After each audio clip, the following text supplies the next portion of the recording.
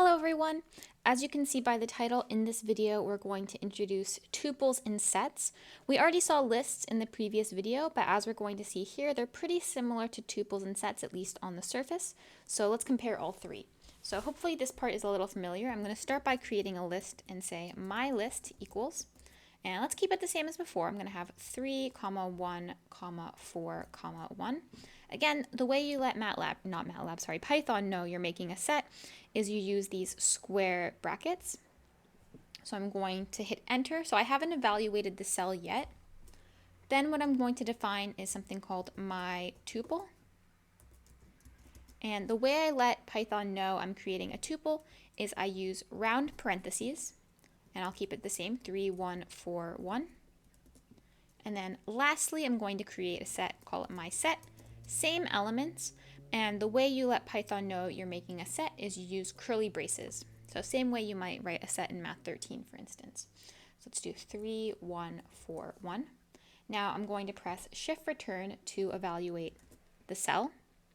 And like before, we can check the type of all of these. So let's just see. I see type, my list.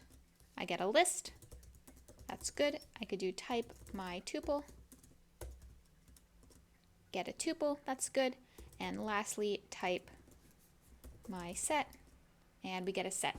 So looking good so far. They all have the types that I expect. And just on the surface, like we said, the construction is pretty similar. These seem pretty similar. Like the only difference really is we have square brackets, round parentheses, and these curly braces. But I'm going to show you now that there are some key differences between these data types. So let's see. Maybe first thing that would be surprising is let me just type my set and let's see what shows up. So remember up here we defined it as 3, 1, 4, 1, but if I evaluate it, I get 1, 3, 4. So maybe this is a little surprising, but you should think of my set as a set in the Math 13 sense. So what that means is sets, we don't count duplicates, and there's no notion of order. So based off of kind of how this my set was displayed to us, 1, 3, 4, you might think that sets are ordered in Python, but that's not the case. And in fact, to show you this, let's try even using some of our indexing techniques. So let's say I want the 0th element of my set. Well, if I evaluate this, I get an error. Basically, sets don't have a notion of ordering. So same as Math 13, Python sets are going to be very similar. On the other hand, I can say, okay, take my tuple, what's the 0th element? So remember, it starts with 3. And if I evaluate this, I get 3. So no issue there. And as a reminder, same thing is going to work for list. I also have an idea of length. So I can say length of my tuple is 4. Length of my list is 4.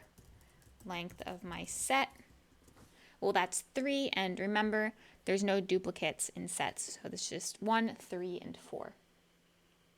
So we've seen how sets are different from tuples and lists, but now let's see some differences between tuples and lists. So the main thing I want you to take away right now is that lists can be changed once they've been made, whereas tuples cannot. And the word for this is lists are what are called mutable, so you can think of the word mutate, so meaning changing or having a change. So an example of that is, again, let's take a look at my list.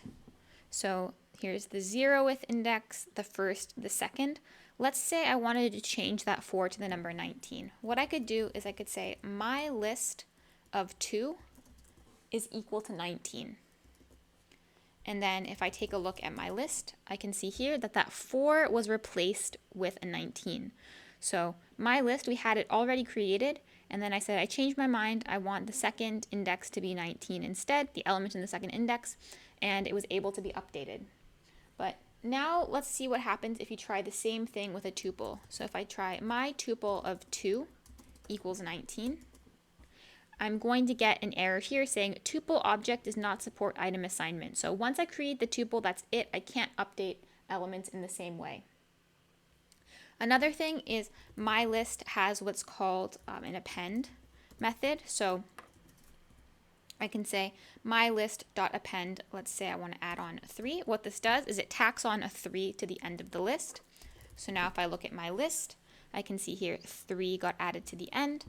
But if I try it with tuple, you might guess, because I'm showing you some differences, well, what's going to happen is we get an error. So tuple object has no attribute append, meaning append kind of isn't supported for tuples. So you might be thinking, after I've shown you these examples, well, it seems that list is a lot better than tuple. I mean, it has this append attribute. You can change things around. Why would I want to use tuple? And the reason is that tuple is what's called, or maybe I won't use the term yet. Let me just show you an example. So this is going to be an advantage of tuple over list. So let's say I want to create a different set. I'm going to call this set new set equals, let's do 3, 1, and then I'm going to have the element 4, 1.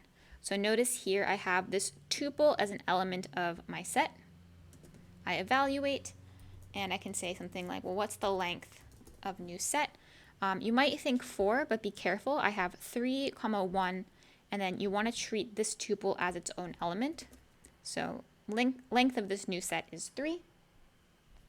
But one thing that we can't do, so maybe I'll call this new set 2.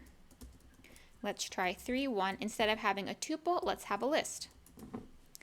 But we get this issue saying unhashable type list. And basically, the way you want to think about this is list cannot go into a set because it is not hashable. So elements of a set have to be what's called hashable. I'm not sure if we're going to talk about precisely what that means in this class, but the main thing I want you to take away is that tuples can go into a set, and later we'll see that tuples can be keys in what are called dictionaries, whereas lists cannot. So kind of big takeaway from this video is this fact. So let's see, in the next video, what we're going to talk about, a data type called ranges, and we're also going to see how for loops work. So thank you for watching, and I will see you there.